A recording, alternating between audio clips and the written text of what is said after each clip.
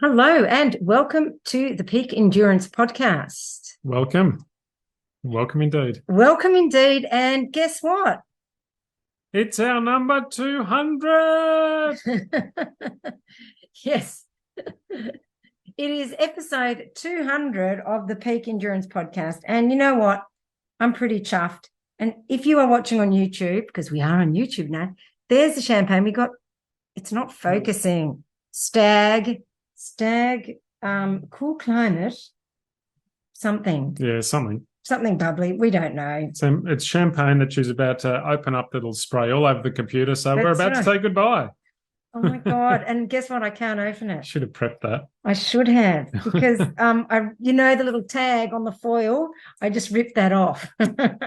So now I might have to use my teeth. No, here we go.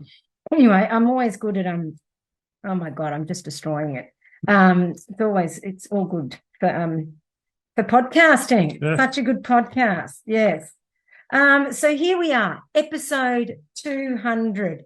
And it's been fun. It's been work, because it is work. It is still work. It's not like, not work. Yeah, definitely work. You have to think up what you're going to talk about. Yes. When you don't have interviews, when you've got interviews, you've got to think of questions. Yeah, and we'll talk about that in a sec. Yeah. All right, you ready, everybody? You're not closing your ears because you're listening, but there we go. There we go. Woohoo. And it did not spray all over the computer, as if I would ever do that. I did once, one year at school. We were getting ready to go on an excursion, and I had my cup of coffee next to the computer, and I'm trying to get them organized, which is like trying to herd cats. And I spilled my cup of coffee all over just as we were heading out for the excursion, and I destroyed my computer because I spilled it all over the keyboard. Worse than that, you spilled a cup of coffee. I know, right? I know. And I needed it because we're about to go on an excursion, which is such a joy with primary school age children. All right, there's our glasses of champagne. Cheers to 200 episodes, and cheers to you. Thank you for listening to this awesome podcast where you get to listen to us drinking. All right. Oh, geez. Maybe I shouldn't have brushed my teeth. Yes, it is actually 5:30 in the evening. It's not breakfast. Don't worry. Yes. But I brush my teeth probably 3 or 4 times a day because I'm obsessed with not being I don't like tasting old food in my mouth. Very weird. Yes, I'm obsessed with, certain things, and clean teeth is one of them. I was going to read you a note that I've put on a while ago. When did I write this? I wrote this back in 2022, notes on my phone. So it's 90% of podcasters don't get past episode 3. And of those, 90% of those don't get past episode 20. So I reckon that's pretty awesome. You're in the top 10% of the top 10%. Yes, that's pretty cool. Excuse me, I'll just take, Ron has just had the flex beam on his foot. See how it's all curled around? Because he's got what is known as a bunionette on his left little toe. A bunionette is a bunion on your little toe. Yeah, hence so because it's on the outside of your foot, not the inside of your foot. Yeah, well, obviously bunions are always on the outside. No, bunions are on the inside normally. Or the outside of your toe. Yes. Anyway, enough of So I have one, we went for a long run this afternoon or this morning. Yes, we did 40K. So my foot's a little bit sore, so I've had the flex beam on it. Yeah, and for some reason his lower back started hurting today. So maybe because I'm getting old. No, younger than me. And so he's going to put the flex beam on that too. Now, in regards to the podcast, so I started this podcast. We just had a look back. On my first episode went out the 26th of August, 2019. And I remember it because, well, firstly, I didn't used to record on the computer. I had this, I should have grabbed it out. I spent like $500 buying this special thing that you record podcasts on supposedly, but then you would record it and then you would have to take out the little memory card on it, upload it onto my computer, which would take for freaking ever. Then I would have to compress it down so that it could go onto Anchor or, the platform that I put the podcast out. And it was an absolute nightmare, an absolute nightmare. And and it was one of those things you'd sit it and you'd all have to be yelling at this thing to make sure that, all the volume was good and all that sort of stuff. And now, like I have my Blue Yeti microphone. Well, that cost me about $300 or $400. I've got a really good quality camera, another few $100. I do it. I pay for a Zoom account, and what's the best thing to come out of COVID? Learning how to use Zoom. Yeah. But I was starting to use Zoom. Brody Sharp actually got me onto Zoom because he once recorded a podcast and he was like, I'm doing it on Zoom. And I'm like, what the hell? And I was really scared that I'd break something, but obviously I didn't. But before I just started using Zoom, I was using Skype. So I was at least still starting to record it on the computer. I just didn't have video. So, So anyway, the first episode, I rang up my friend Nikki and said, probably a text message because I don't ring anybody. God no. And said, I want to do a podcast. You'd be great to interview because, I need A, someone who's interesting, and B, a friend. And we went over there and obviously we drank champagne because that's what Nikki and I do. And I remember we were recording and I'm thinking, oh my God, this is awesome. This is such a long podcast. Oh, and it felt like we were talking forever. And we stopped it. And obviously I didn't know how long it was because on that little thing you couldn't see. When I got home, it was like a 10-minute podcast. Oh my God. 10 or 14 minutes. And it was like, that felt so long. And I was really battling. And oh my God. So things have improved since then. I've certainly become a lot better at just waffling. Yes. Oh, thanks. So a lot better. This isn't going to be a 10-minute podcast. No, absolutely not. And it's quite interesting because I really struggled at first. Now, in regards to the interviews and all that sort of stuff, like I wrote a wish list of people to interview, and I've looked back at it, and I've interviewed most of them, and it is a lot of work.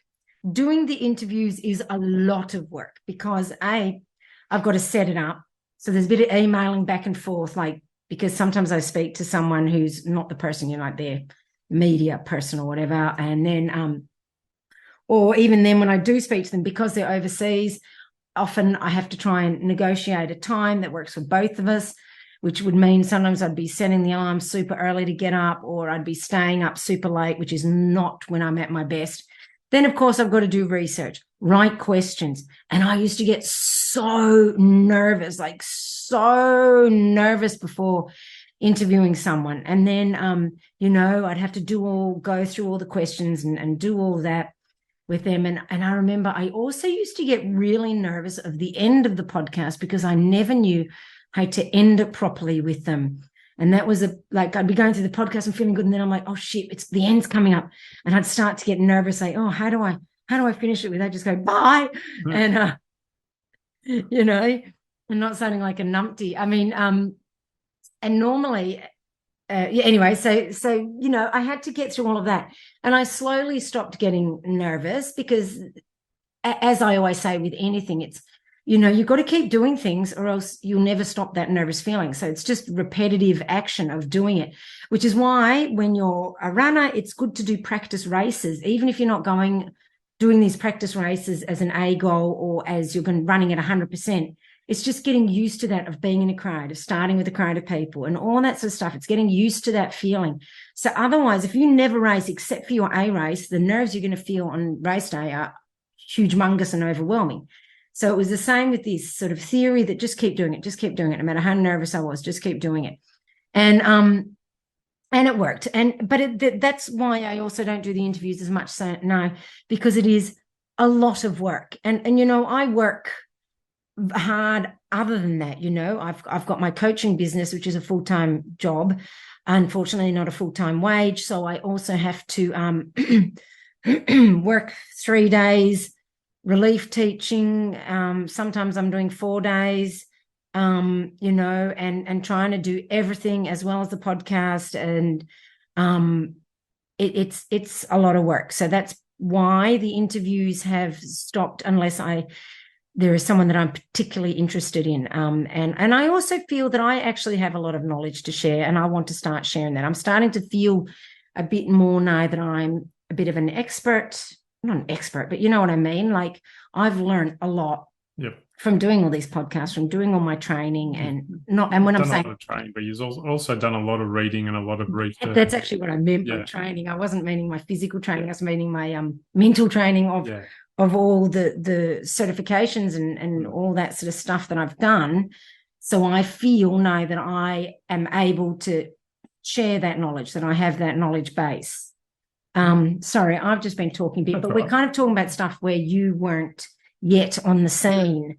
That's right. So you know, but we will get to you too.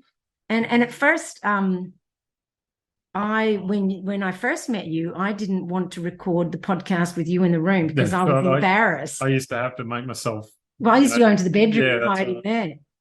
That's right. And she couldn't even do it in front of me, let alone have me on it. Yeah. So no, I was too embarrassed. Because that was still when I was doing it on Skype, I think, or on that thing. Yeah. So I would go and sit in the bedroom. I said it was better acoustics. Which it probably was quite good acoustics once you close the curtains and, you know, you got the doona and everything. It sort of does soften the sound. But no, I've got a proper microphone, so I don't have to be as worried about the acoustics. So it's been a ride. And for years before I started the podcast, I wanted to do a podcast. And it was something I wanted to do, but within the marriage that I was in, there was not a lot of scope for me to do things that I particularly wanted to do. So it kind of waited until after I'd gotten divorced and all that sort of stuff. And then it also came to the point where it was like, I'm just going to do it. Like imperfect action beats no action. So that 14-minute interview with Nikki, although it wasn't perfect, it was something. It was a start. And it got me over inertia and got me started. And that's, 50% of the battle. Yes. 60% of the battle is actually making the start. Yeah. And then you realize, that wasn't so bad. No. I could do that again. Yeah. But if you never do it, you'll always look back and go, maybe it was just too hard. Maybe I couldn't have done it. Well, my theory obviously is, I've said enough, is I don't want to go to my deathbed going, I wonder what it would be like if I had done such and such. And so that's why you see me, I'm talking to you, the listener at the moment, doing lots of different things, because I don't want to go to my deathbed going, I wonder if I had done this, because I've got enough regrets from my past, and I don't want to have any more, basically. And so you're along for that ride now. Yes, I am. Because you have to do all the things too. Strap in, hold on. That's it. Wave your arms like you just don't care. That's it.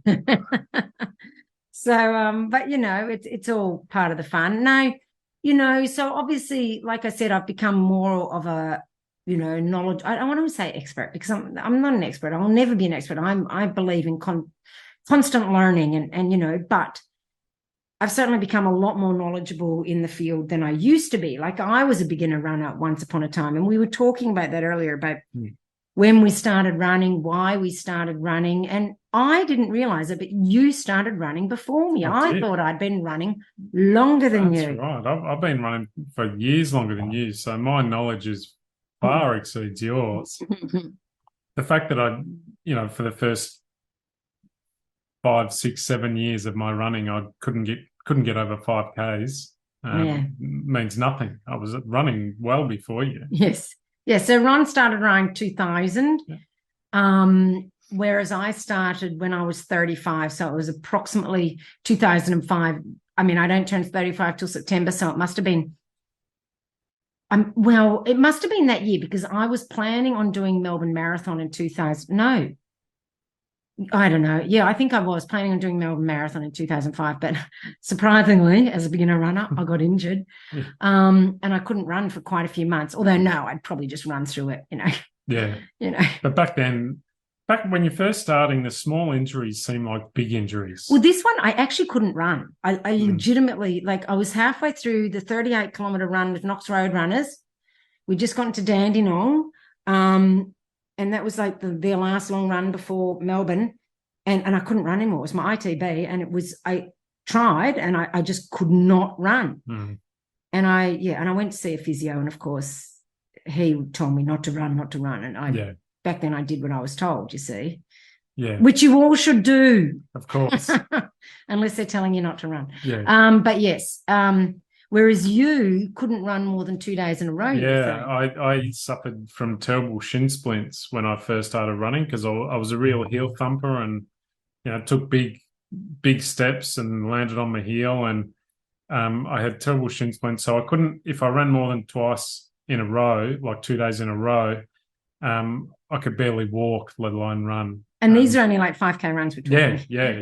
We're not talking 20K runs. I had like a 4K loop, like 4K block that I used to run regularly, and I couldn't do it more than 2 days in a row. Wow. Whereas I was I was running a fair bit, and what I was doing was twice a week I would get on the treadmill and I would do my speed work on the treadmill, because I came from a cycling background, and when I did speed work I would hop on the ergo, and I kind of thought, well, running would be the same. And then one of the guys at gym that I used to run with, you go, maybe we should run outside. And we're like, ooh. The door open. And that's it. Because he was also the one, we were starting to do longer and longer runs. He's like, maybe we should, we're doing like 20 Ks or more. Maybe we should eat. Ooh. I remember he bought us a gel each, and we're like, ooh, it's a gel. When should we eat it? No. And I'm like, oh, that was freaking horrible. And I do remember one race, both of us, we were going to this race in the city. I can't remember what race it was. And I woke up in the morning and it was raining, and I texted him going, I'm not going. It's freaking raining. Who runs in the rain? So he went and did the race, and I didn't because it was raining. I mean, that is soft. Yeah. That is legitimately so soft, especially considering I paid to enter this race. Yeah. So my running just didn't go anywhere. I was busy at work, and it was a side thing where I did it when I could, and that wasn't very often. And it wasn't until I think around 2008 or 9 where I decided I wanted to start running further. So how did you manage to do that? Well, I wasn't working quite the hours that I was previously. I still had the shin splints, but I just kind of, I still had, 2 or 3 days off a week. Yeah. But I just ran further when I could run. And, I pushed the runs out to, first to, 10 to 15 Ks, and then I finally got them out to around 30 Ks, like the long runs, up to around 30 Ks. Yeah. And that was when I decided I was ready to try a marathon. Well, I ended up doing because I couldn't do Melbourne, I did the Great Ocean Road Marathon the next year. And I did quite well. I think that's the year I came second or something. No. The first time I did it, I didn't, but I did quite a fast marathon, because I remember in the running magazine on the way home, it said how to do your first sub 4-hour marathon. And that was the first time I'd heard of that. I thought, is that a thing? Because I'd done the 46K in under 3.5 hours. And I was like, I didn't even realize that sub 4 was a goal. And which is why I often think sometimes if I'd known that, would that have slowed me down and made me go, ooh, it must be hard to do? Absolutely not knowing and just running by feel, maybe, I don't know. Anyway, so then the following year I did it again, and that's when I did quite well. And then so I must have started before then, because it was 2007. So maybe 2005 was when I managed. I must have started 2004, and I managed to do the Great Ocean Road in 2006 and came second, because that's when my ex-husband said, oh, okay, you're allowed to get a Garmin watch now with your prize money. I think I won 2,500. So I got a Garmin watch and had to give him the rest of the money. And then he went and bought the Garmin watch and brought it home in the train and accidentally left it on the train. But guess who got in trouble about that? I got yelled at. Well, you wanted it. Yeah, it was my fault, and I got yelled at that he left it on the train. Anywho, I finally did get my Garmin. And then through that I met Peter Mitchell through that Great Ocean Road Marathon, And he said, you could do really well. You could do sub 3 hour. And so we trained me up for the next year, for 2007. That was like my cracker of a year. That's when I did, I'd been training myself, and I'd gotten to a 91-minute half marathon, right? Just by fudging around and not having a clue. Then I got to with Peter, sub 90-minute. It was an hour and 29 minutes. And still sub 90. Yeah, and a sub 40 10K, which was 39 minutes and 40 seconds or something. But still, can I tell you, the most painful experience of my life. I got a, sub 19-minute 5K, which was just in training. And then I did, I won 6 foot, and I got my sub 3 hour marathon, and I represented Australia at Jungfrau Marathon and was the 10th woman in the world and the first Australian woman. And that was just like the best year on the planet. And I was working full-time with young children. Because I remember the local paper came and interviewed me after 6 foot, and at school, and, with my kids, they took photos, my actual kids, not my class kids, because they wouldn't be allowed to do that. Yeah. So that was like, and I'd only been running, because I remember when I won 6 foot and they were interviewing me, when I got the plate, and they're like, oh, how long have you been running? And I'm like, 2 or 3 years or something. And everyone went, ooh. And then I kind of just died on my ass after that. Well, I didn't die, but nothing much happened, Yeah. So, because after that, my ex wanted me to give up running and made it very hard for me to continue running, but I obviously did. But, and I know you had issues with keeping on running, didn't you? Yeah. I decided to do the marathon. It was 2011, I think, when I did the Melbourne Marathon. Died a spectacular death. Because I'm just having a wild guess here. Did you go out really hard at the start? I did. And did I die at the end? Yeah. I did. Yeah. So I was, at the 30K mark, thereabouts, I was doing well. I was aiming, and on track for a sub 3.5, and then the wheels fell off. I think, one of the wheels. No offense. People who say I was on track for a sub 3.5. Time-wise, like split-wise. Yeah. Until I fucking died because I went out too hard. The wheels came off so hard. I had no business trying to do a sub. I think the wheels might have taken out someone beside me when they came off that hard. Yes. And then I death marched in for a... I'm just saying, you probably weren't ready for a sub 3.5.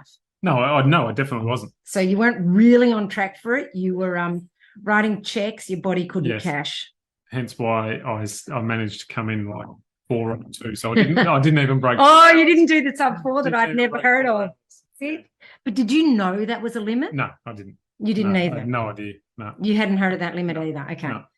And that it was such a harrowing and terrible experience that I didn't run again for another year. Yeah. I didn't, because I'd only run on roads. After that, I was like, well, I've done it. I didn't enjoy it. I'm not going to do it again. Yeah, fuck this running shit. Yeah. So, who do that? Yeah.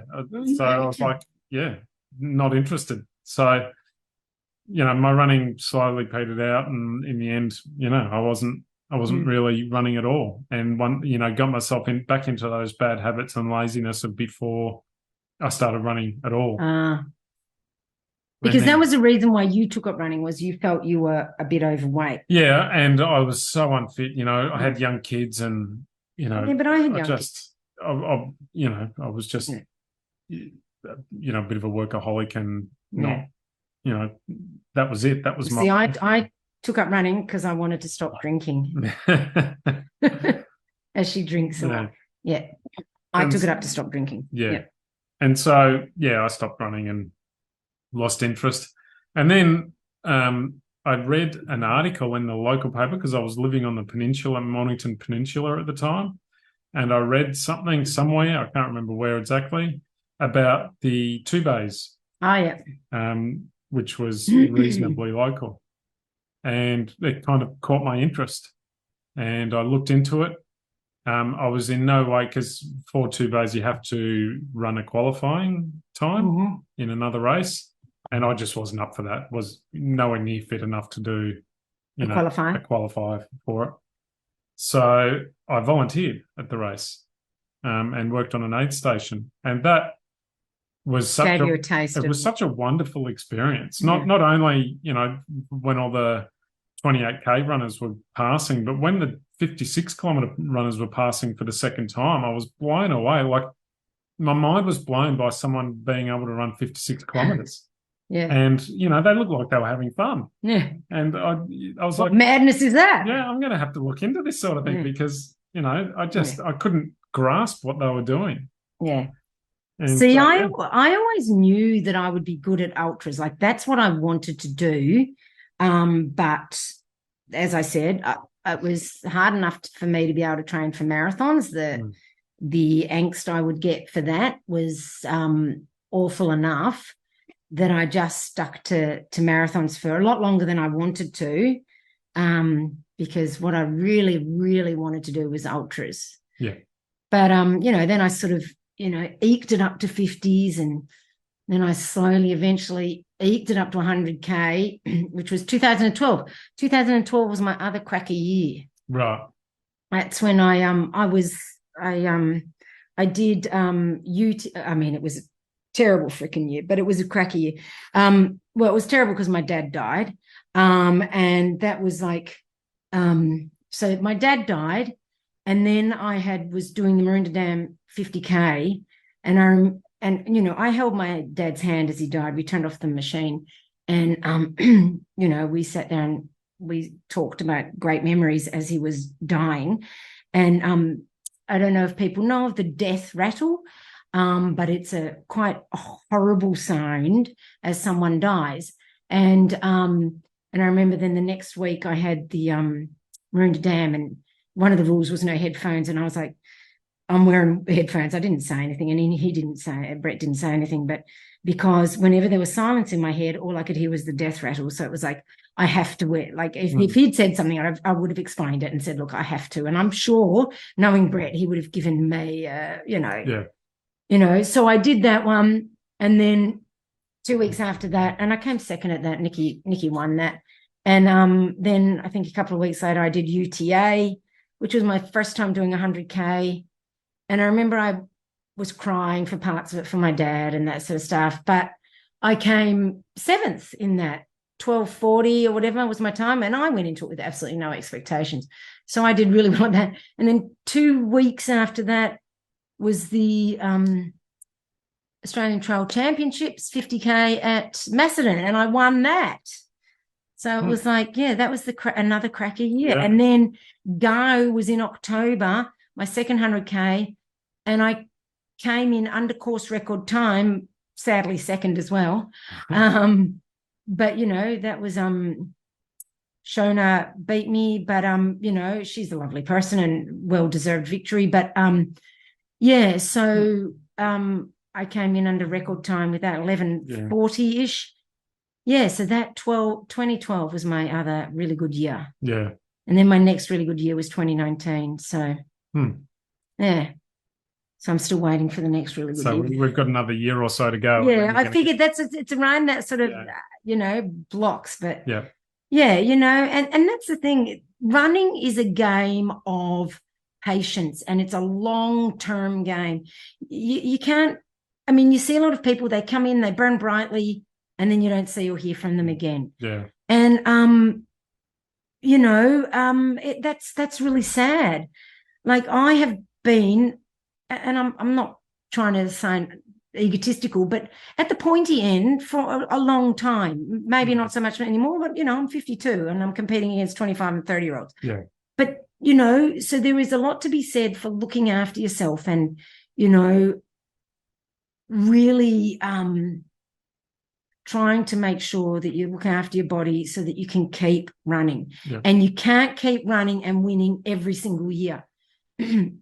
As evidenced by the fact that I would have a good year, and then not so much that they were bad years, I was still doing okay, just not as good, and I think it's unsustainable to be, for some people, there's the anomalies, like Killian and those sorts of people. But for the average person, and that's all I am, is the average person, you can't be winning for 20 years. That's right. When you think about Killian and what he's done, and the people that he beats different people each time because no one else is staying. No one else can has that longevity that he has, and he's just an anomaly. So we can't compare ourselves to that kind of a person. But an average person, you can't. Like so when did I start? Let's say 2004, and it's 2023. So.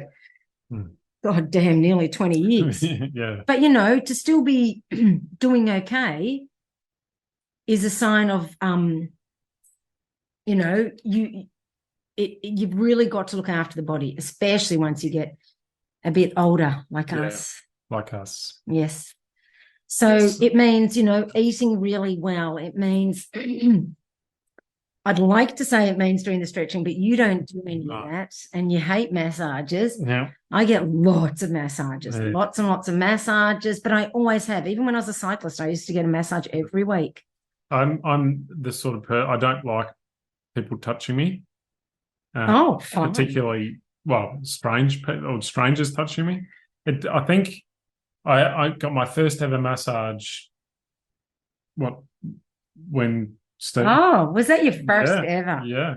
I've kind of forced him because he was whinging and like this and that.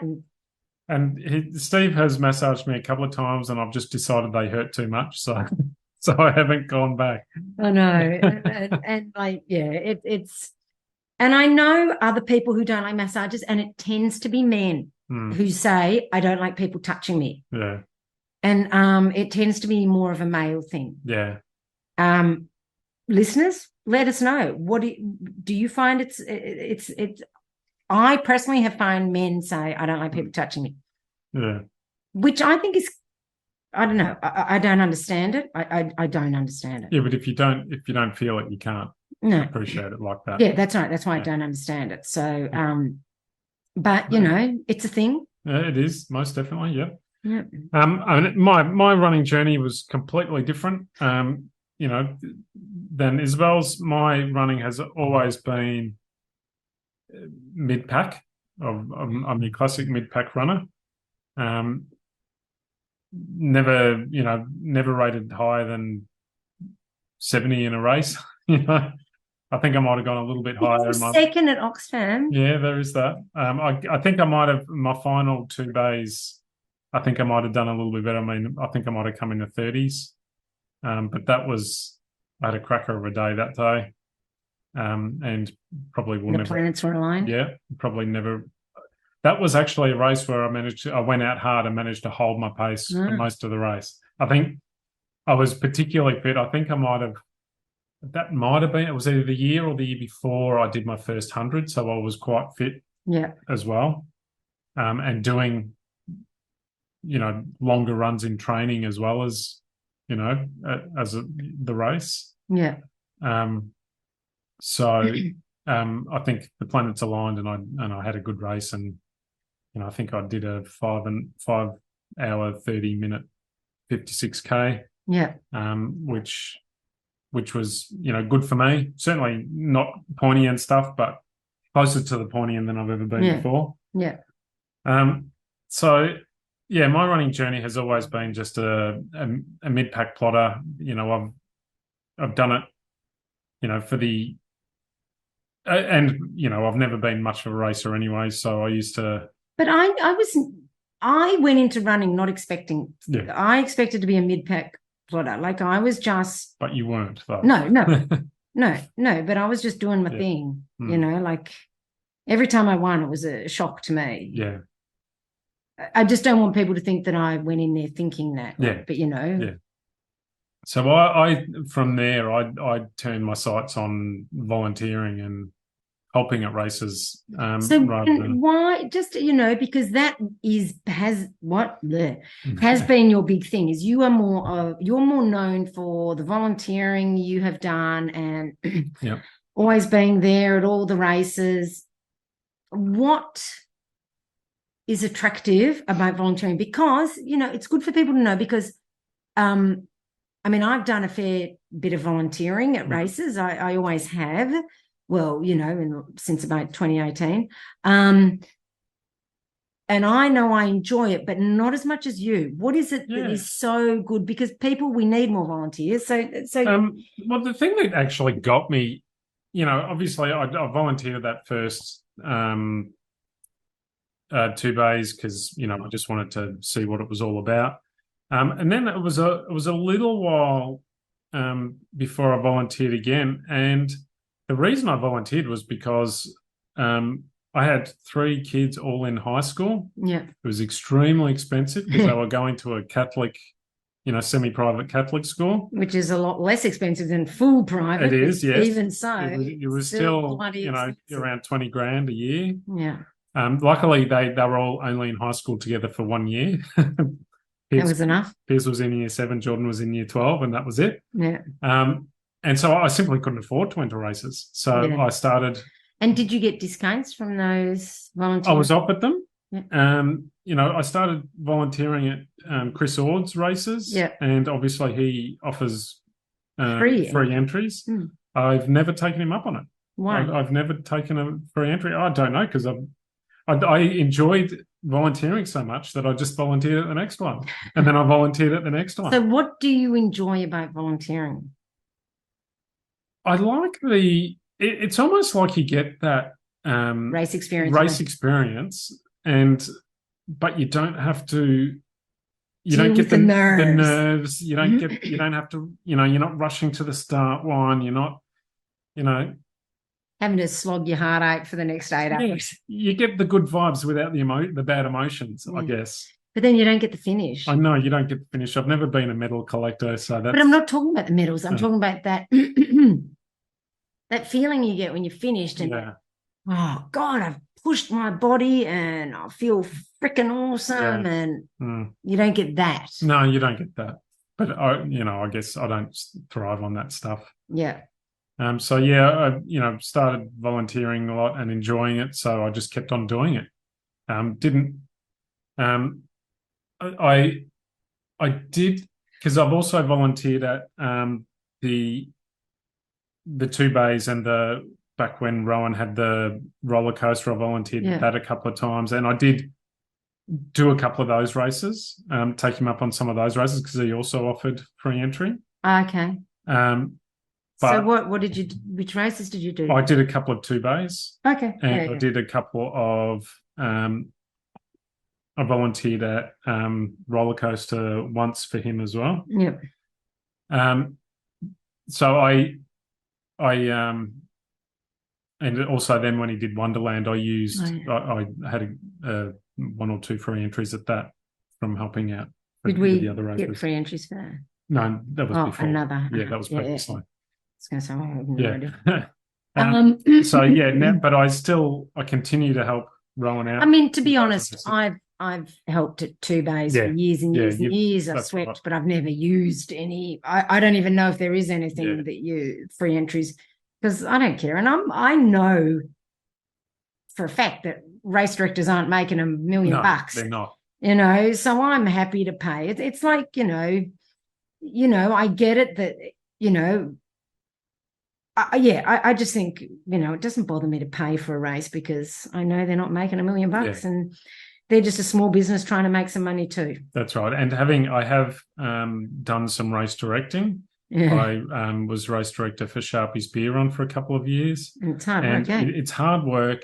It's not a money maker. I know that for a fact. And it's not just hard work on the day. Like people think, on the day, but all the work building up to it, and then all the clearing up and packing down, and it would start about 3 months out, and then continue on. Not only for what the race, what people see the race, but then we're packing up for 4 or 5 hours after the race. Yeah, that's right. So it's more than just the race. Yeah. When you're involved in everything. So, and that's why volunteers are so important. Yeah. And it's just one of those things. We need them. And I personally do enjoy it, but one of the things I do enjoy is that not having the nerves and that. Yeah. As much as I I believe I have ways of controlling the nerves. You still always get the nerves, and the nerves are actually an important part of racing. I still remember when I was in year 11. I had my first year 11 exam and I got super nervous, and I'd never felt like that before. And I went home to my dad and went, it was really weird. I got super nervous and I was feeling, explained to him all the feelings I was feeling. And he said to me, no, that's really good. That focuses your mind. It sharpens all your reflexes. It means you'll focus on the questions and make sure you do all the right answers. And he says it's really good. And after that I was like, oh, so nerves are a good thing. And that's why I've always believed nerves are a good thing. You need them to focus on the race, to make sure you don't go off too hard. And don't get me wrong, I've done it before too. and just it makes you more present and in the moment and really focusing on what you're doing. So nerves are a good thing. It's adrenaline basically at the end of the day, and you've just got to learn to channel it correctly so that you can race effectively. And, And so in recent times, since Isabel and I have met, and I've done more racing in the last 2 years than I've and much bigger kilometers before. Yep. And we very much practice the go out easy and finish strong. Yep. And the enjoyment factor is higher, so much more. So much more. It's so much, you look back on a race and you tend to judge a race on how much it hurt. It just, that's just what you do. But especially when you're doing the bigger kilometers, you judge the race on by how much it hurt. And when I can look back on some of the races that we've done together, I'm not looking back on it going, geez, that hurt so much, it was horrible. It was horrible. I'd never want to do that again. Even, Oxfam, I felt great the whole time and it was really enjoyable. Oh, yeah, it was, wasn't it? But even the previous one that we did together, the Canberra 100, by about 80 Ks, I was starting to suffer. Yeah. I hadn't done a long race like that for a long time. So I was pretty... There wasn't a lot of muscle memory going on. No muscle memory at all. I think my muscles had well and truly struck that from their minds. Yeah. So by about 80 Ks, I was starting to drag my heels, and Isabel was, kind of doing that. I was the cheerleader. Come on, you can do it. But still, I look back on that, and it hurt, but not horribly. And we finished strong.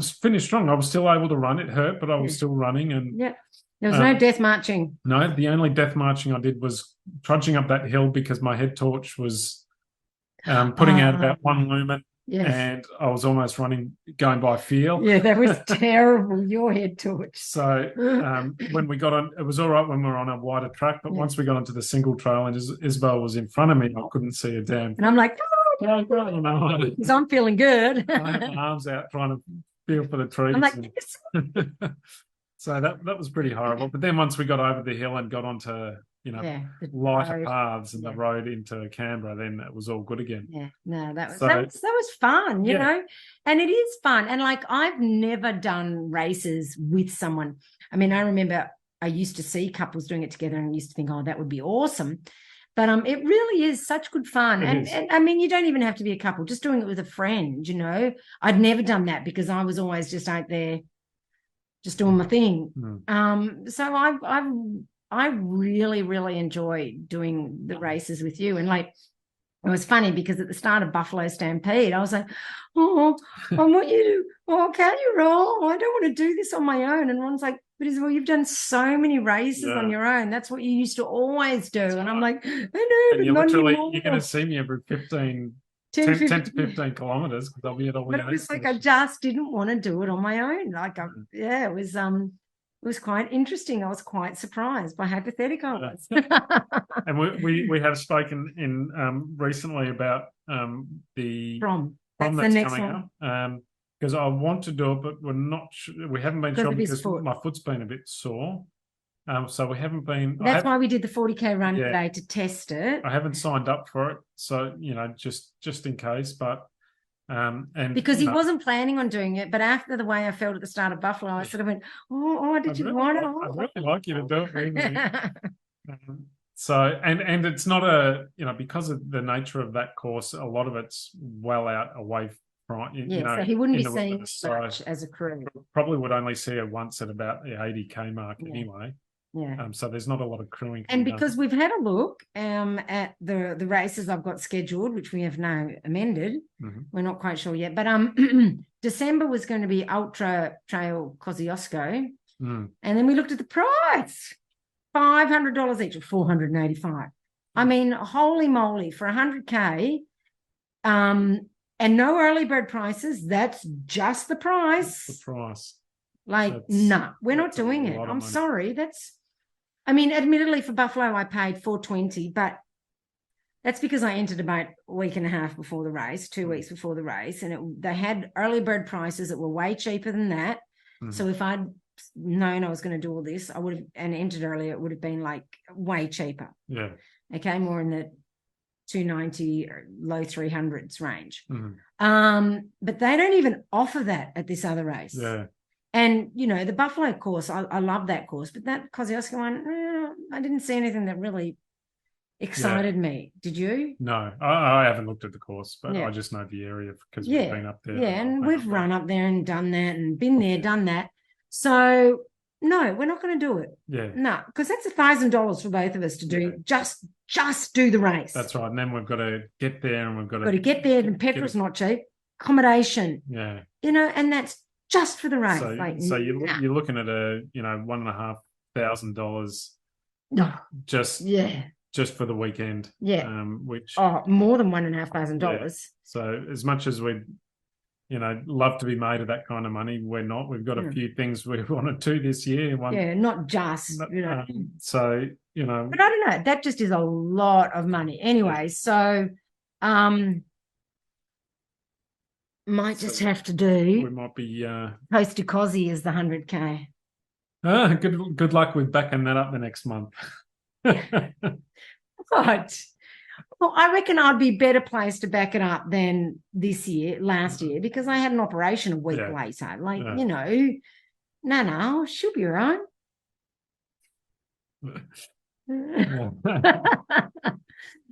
I reckon that counts.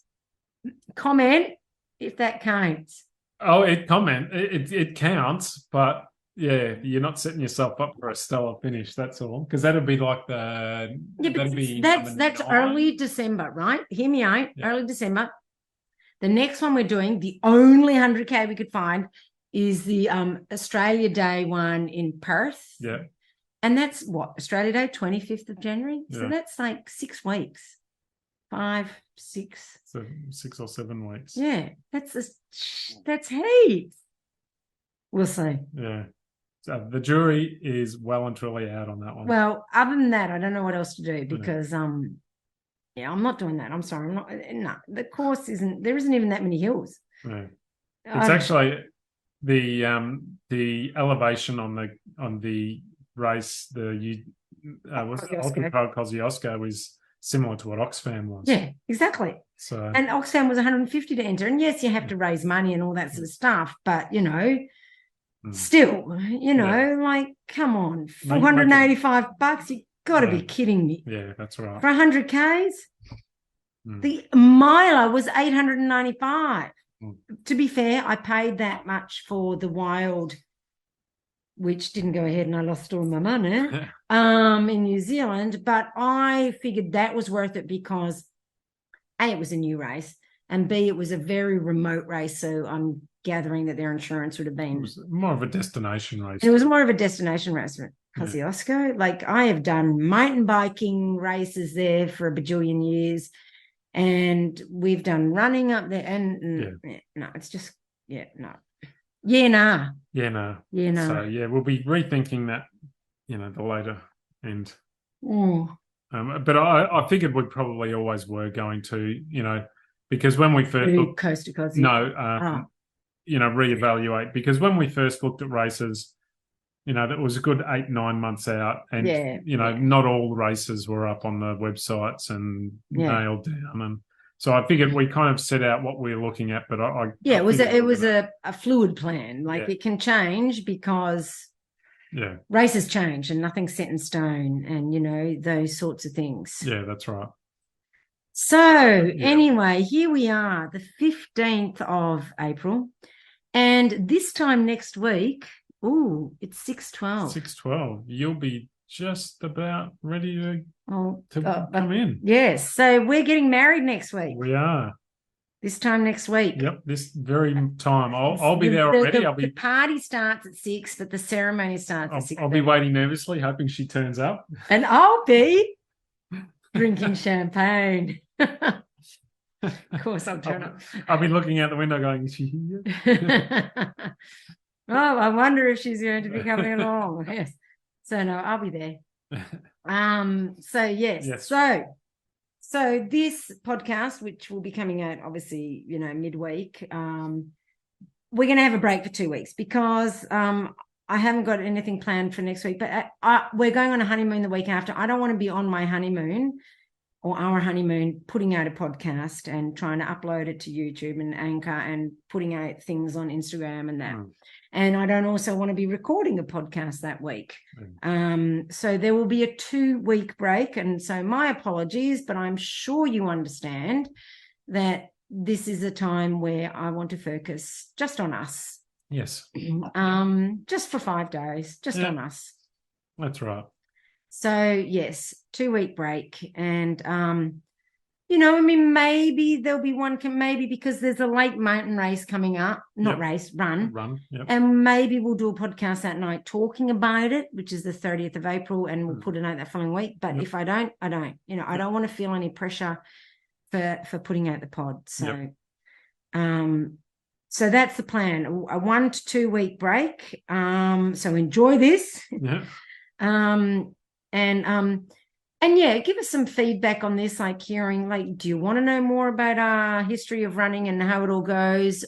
We do have very contrasting stories. Yes. We both have come from running from different angles, reasons. And we talk about, although I appear that I suddenly became, you were really good. And I did a lot of mountain biking. And although I hadn't done a lot of full-on exercise for a while, I had that baseline fitness from somewhere. And, I used to do a lot of bushwalking as a child. So, I was familiar with the bush. I'm familiar with hills. So I had all of that. You didn't have that. You had ice hockey. I played ice hockey and pretty much ruined my legs and knees playing that. So I whereas as a kid, I was out there for 10 hours bushwalking. Maybe it wasn't 10 hours. It just felt like it. Felt like 50. God damn. Who knew there could be 50 hours in a day? My parents knew because I told them. Over and over again. Yes. And my mother's mantra to me was 1 foot in front of the other. 1 foot in front of the other. And I'd be going, but my feet feel like pressure cookers. If you know pressure cookers, you'll understand how my feet felt. And I would whinge. No, I didn't. I was never a whinger. No, not at all. Am I? No, not since. And I wasn't whinging about my feet today either. No, not at all. They felt like pressure cookers. They felt like pressure cookers. Like they were going to explode. I suddenly appreciated what it felt like to be your mother. Yeah. Anyway, so I came from a different, very different background to you in that regard. Yep. So although I wasn't really doing anything particular, I still was always doing something fitness-wise, whereas you started running because you were feeling unfit. Yeah, that's right. Mm-hmm. Yeah. So anyway, so that is our story. We hope you've enjoyed it. That is the podcast story. And like I said, I will do interviews again, like I did last week with Joffred, because, as Joffred is one of my clients, I know him quite well, and his story really, I thought would be inspiring and interesting. And sorry, bubbly champagne. I'm not good with bubbles. But if there's a story that you think would be inspiring for others, please do let us know, and I will do the interview, or Ron has sometimes jumped in on the pod. And you know what? It's one of those things. Once again, like I started the pod on my own, and it took me a while to Well, firstly, like I said, I didn't like Ron to even hear me interviewing people. I still can't listen to the interviews because I listen to them back. Isabel doesn't. I can't. I seriously cannot listen to me because I just cringe, A, at my laugh, B, at my voice. Oh, anyway. You know, I'm just, yeah, you know, I just find that hard. But I still enjoy doing it. And but you're okay listening to your voice? I've got over that cringe factor now. It's been bloody 4 years and I still, it was 3.5. I still haven't. Yeah. Yeah, no, there's nothing stranger than listening to your own voice that's been recorded. It is weird, isn't it? It is, yeah. And I guess it comes from when I was little, when I used to have a very husky voice, very, very, and recording it would make it sound more husky. And I was always very embarrassed by how husky my voice would sound. And people would comment on it and all that. So I find it very hard to listen to myself because I can hear elements of that huskiness. Yeah. When I listen, nobody else, well, they can hear it now. Yeah, that's because I mentioned it. Yeah. But yeah, I can hear it and I find it disconcerting. But you know, that's podcasting. We're all out there, you know, putting our vulnerabilities on show, and that's part of what this is for you to see that, you know, we're all human beings. And you know, we came from the beginner stance at one point, and we've all been beginners. Beginners at running, beginners at podcasting, and it's that repeated effort that makes you better. And I think my podcasting ability has improved, my confidence with talking, and I do listen occasionally to myself, and you know, all that sort of stuff. It's the same with running. It's the consistency, doing it day after day after day, and you become more confident in yourself. Yeah. And it's just a fun journey, and life should be fun. Yep.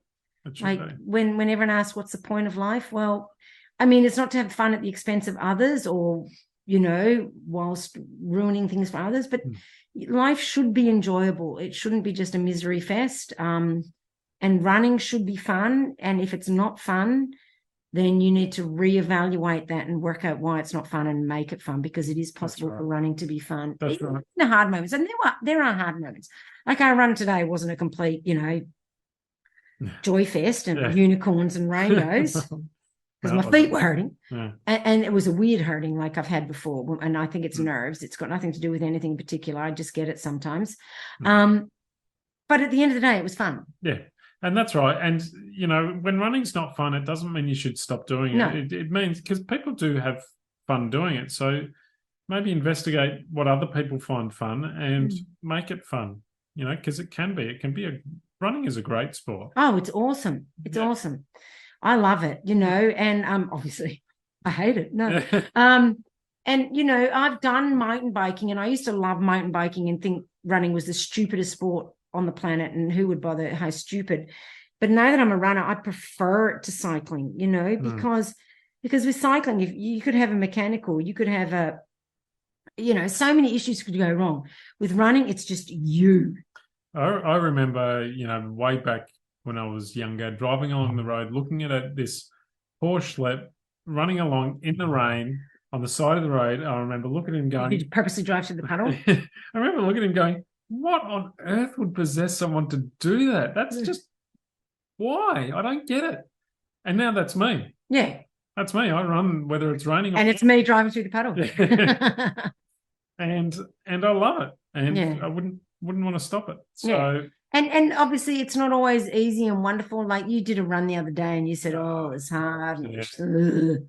But, you know, you got it done, and, you know, and that's the way it is sometimes. They're not always going to be brilliant runs, but life is not always brilliant, and you can't enjoy the ups without the downs. You can't appreciate how good life is unless you've had those bloody shit moments. And if you're going through a shit moment right now, believe you me, I've been through a bajillion of them. And the one thing that has helped me, and when I say bajillion, I'm not trying to be facetious. I've been through many hard times. The one thing that's helped me was running. That's what's helped me get through the hard times in my life. And even if you have to run crying, that's fine, but running will help you get through those times. And that's why running is just such an awesome sport. It is. Yep. And it's not just the running itself, it's the community, it's the people, that's, I think, a lot of the reason why, I'm speaking for you here, but why I think you loved a lot of volunteering was because of the community, the people, absolutely. It's just such a great group of people. It is. And on that note, we're part of the people, and you're part of the people listening. So thank you for joining us. Thank you for being part of the Peak Endurance community. We love and appreciate that you are here listening to us waffle on this Ramblecast. And we hope it's been interesting. We talked about what we were going to talk about before, and we didn't want to make it just about us per se, but it is always going to be a bit about us because we're the hosts, and that's the way it is.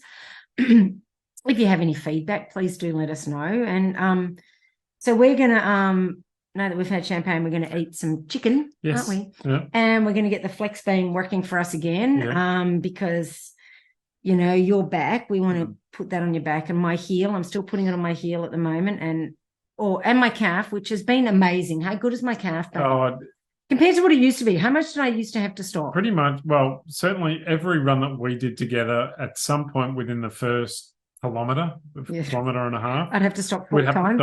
We'd have to stop, and Isabel would stand there looking all funny with her leg in the air because that was the only thing. It's not a stretching thing. She just has to take the pressure off. So she would stand there with her leg in the air. And in the last 2, 3, 4 weeks, it was happening less and less. And in the last 2 weeks, it hasn't happened at all. At all. And it's just awesome, you know. So and I've had some people messaging me going, "Does it really work?" Because am I just saying this? Yeah. No, legit, it works. Absolutely. Legit. And it's not cheap. I'll be fair, it's not cheap. Mm-hmm. Okay, it's $600, but you know what? Those Theraguns are about that price if you want to get the good quality one. Mm-hmm. And the money I have spent. I have a physio's room. We have a shelf or not a shelf, a room. Well, what would you call that? There, it's a part of the laundry, but it's bench top. Well, it's no longer laundry. It's my physio. And it is crammed full of electrical goods, massages, flex beam, all different varied things that Isabel's bought over the time, thousands and thousands of dollars worth. And never mind the shockwave therapy I had. I had 10 weeks of that at $110 a pop. Yeah. And it helped at first, but then it did nothing. It came back almost worse. Yeah.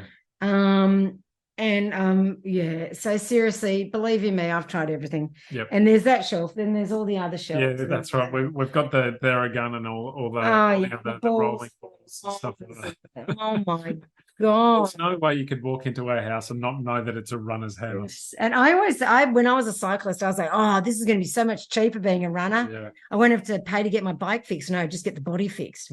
But no, I don't I'm not seeing anybody. I'm just getting, honestly, the flex fam, can't rave enough.